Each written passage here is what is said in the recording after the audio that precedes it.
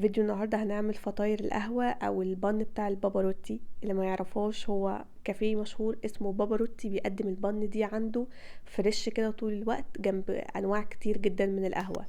فطاير او معجنات جامعة بين حاجتين عكس بعض، كراست مقرمش من بره بطعم وريحة القهوة، وعجينة ما شفتش في خفتها بصراحة، زي القطن، سحابة حرفيا بطعم الزبدة. خلونا على طول كده نبتدي الاول بتحضير العجينة. 150 ملي من الحليب الدافي، تقريبا كوباية الا ربع. هنزود عليها معلقتين ونص كبار من السكر، معلقة ونص صغيرين من الخميرة الجافة، ونقلبهم كويس مع بعض. لو مش متأكدين الخميرة شغالة ممكن تسيبوا الخليط ده على جنب 5 دقايق 10 دقايق لحد ما يعمل بابلز كده على الوش. انا هشتغل على طول متأكدة ان الخميرة بتاعتي شغالة، فزودت بيضة واحدة صغيرة او نص بيضة كبيرة تقسموها بالنص، نص يبقى على العجينة ونص التاني هتحطوه على الكراست بتاع القهوة. نص معلقة صغيرة من الفانيليا ورشة ملح صغيرة، وكوبايتين من الدقيق تقريبا كده وزنهم 280 جرام. وهنعجن دقيقتين ولا حاجة لحد ما العجينة تتلم معانا كده زي ما انتم شايفين.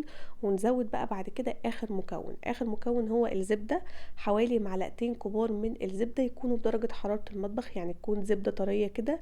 ونكمل بقى عجن كويس جدا 10-15 دقيقة كده لو على ايديكم. في العجينة ممكن 8 دقايق لحد ما تبقى عجينة طرية وناعمة زي ما انتم شايفين.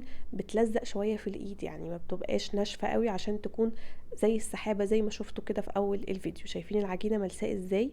بتلزق شوية بس في نفس الوقت ناعمة وملمومة كده زي ما انتم شايفين.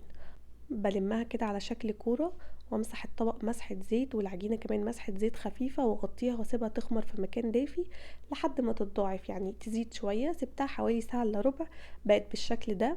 هنشيل بقى كل الكلام ده، وعلى الرخامة او السطح اللي انتوا هتشتغلوا عليه رشة دقيق خفيفة خالص، وهنبدأ بقى ان احنا نقسمها. العجينة دي او الوصفة دي يفضل ان هي تكون فريش، حتى هي في الكافيه بتتعمل فريش واحنا قاعدين، لان هي لما بتبقى تاني يوم ما بتبقاش زي اول يوم، الكراست ما بيبقاش مقرمش زي وهي فريش. فاعملوا كمية صغيرة، كوبايتين من الدقيق هيعملوا معاكم تقريبا 9. فظبطوا زي ما انتوا عايزين، نص الكمية او ضعف الكمية على حسب العيلة بتاعتكم والكمية اللي انتوا محتاجينها. هنحتاج زبدة برضو تكون متماسكة كده، تبقى خارجة من التلاجة عشان نقسمها مكعبات مكعبات صغيرة هنحشي بيها العجينة دي. الحشوة بتاعت الزبدة دي بتنقل المعجنات دي في مكان تاني خالص، يعني بتخليها بجد عاملة زي السحابة من جوه. هناخد بقى كل كورة كده من العجين بعد ما ارتاحت تقريبا 10 دقايق ونحشيها بالزبدة دي. نخلي شكلها من بره املس كده وناعم عشان شكلها يكون مظبوط، ونقفلها كويس جدا على الزبدة دي ونخليها شكل كورة كده منتظم. وبس كده هي كده جاهزة ان هي تتحط في الصينية اللي هتدخل فيها الفرن. برصهم في صينية هتدخل فيها الفرن، تحتيهم بس ورقة زبدة. لو مش متوفر ورق زبدة ممكن تمسحوا الصينية مسحة زبدة او زيت، ونسيبها تخمر تاني تقريبا ساعة كمان لحد ما تتضاعف. في الوقت ده هنحضر الكراست بتاع القهوة اللي بره. هنحتاج 3 معالق كبار مليانين من الزبدة تكون بحرارة المطبخ، وتقريبا 5 معالق كبار من السكر. نقلبهم كويس جدا مع بعض لحد ما السكر يدوب نسبيا، هيدوب تقريبا بنسبة 90%. وبعد كده هزود عليهم نص بيضة. زي ما قلت لكم الوصفة ممكن تستخدموا فيها بيضة واحدة، تقسموا نص على العجينة ونص على الكراست بتاع القهوة ده. نقلب كويس جدا لحد البيض ما يختفي تماما. وبعد كده هنزود القهوة. اي نوع قهوة سريعة الذوبان بتفضلوه. استخدمت تقريبا معلقة صغيرة دوبتها في معلقة مية دافية، ما تبقاش سخنة عشان ما تدوبش معاكم الزبدة، او لو سخنة ممكن تسيبوها لحد ما تبرد بعد كده تزودوها على باقي المكونات. نقلب كويس لحد ما يمتزجوا كده مع بعض. وبعد كده هنزود 5 معالق كبار من الدقيق، ممكن تزودوهم بالتدريج، يعني معلقة في التانية في التالتة، عشان القوام ما يبقاش تقيل معاكم، لان المفروض تكون بالقوام ده. عجينة سايلة شوية، يعني مش عجينة، هي عاملة كده زي الكريم شانتيه شوية. شايفين القوام عامل ازاي؟ هو ده القوام المظبوط، تقريبا استخدمت 5 معالق بالظبط. نقلتهم بقى في كيس بلاستيك كده او كيس حلواني عشان بس يسهلوا عليا ان انا احطهم فوق العجينة. اهم حاجة لو الجو حر قوي ممكن تسيبوه في التلاجة شوية عشان ما يبقاش سايل اللي هو زبدة سايحة، ولو الجو برد ما تدخلوش التلاجة خالص عشان الزبدة ما تتجمدش. المهم ان هو يفضل على الحالة اللي انتوا شايفينها دي، ولا متجمد ولا سايل، ولا هي تكون يعني زبدة سايحة كده.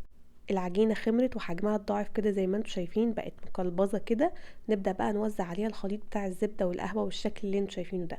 مجرد فتحة صغيرة بس في الكيس، ونوزع عليها لحد نص البن، يعني ما تعدوش النص عشان ما يبقاش سايح اوفر وينزل في الصينية وتبقى اهدار للمكونات وكده. فيدوب بس ان هو يسيح وينزل على الجوانب، مش محتاجين اكتر من كده. دخلت الصينية كده على فرن يكون متسخن كويس، درجة حرارة 180. لو الفرن بتاعكم هادي يبقى في الرف التاني من تحت، لو الفرن حامي شوية يبقى في نص الفرن. هياخدوا تقريبا من 15 ل 20 دقيقة بالكتير، بيكون اخد لون من تحت، وبيحتاج ان انتوا تولعوا عليه الشواية عشان ياخد بقى القرمشة اللي انتوا سامعينها دي. بيتقدم دايما جنب قهوة، فاوفر دوز قهوة قوي، الناس اللي بتحب القهوة هتتبسط. ولو مش قهوة عادي برضو حبوه بالطريقة اللي انتوا عايزينها. دايما بينزل في الكافيه كده بفليفرز او حاجات مسكرة، صوص عليه كده مسكر، زي اللوتس والشوكليت، ممكن بيستاشيو، ممكن صوص كراميل، زي ما انتوا عايزين. وممكن من غيره خالص، انا بصراحة حبيته اكتر من غير اي صوص. يعني كان طعمه مظبوط جدا، لان احنا حاطين في الكراست بتاع القهوة اللي هو على الوش ده 5 معالق من السكر، فكانت مدياله طعمه مظبوط بالملي. عامل زي السحابة، شايفين العجينة خفيفة ازاي، وفي نفس الوقت مقرمشة كده من بره. بجد لازم تجربوه، انا مبسوطة بالوصفة دي، ومتأكدة ان انتوا لو جربتوها هتعجبكم ومش هتبطلوا تعملوها. اعملوا كميات على قدكم، لان هو زي الدوناتس كده ما بيستناش لتاني يوم. وهستنى رأيكم. بالهنا والشفا مقدما، واشوفكم على خير قريب ان شاء الله في فيديو جديد.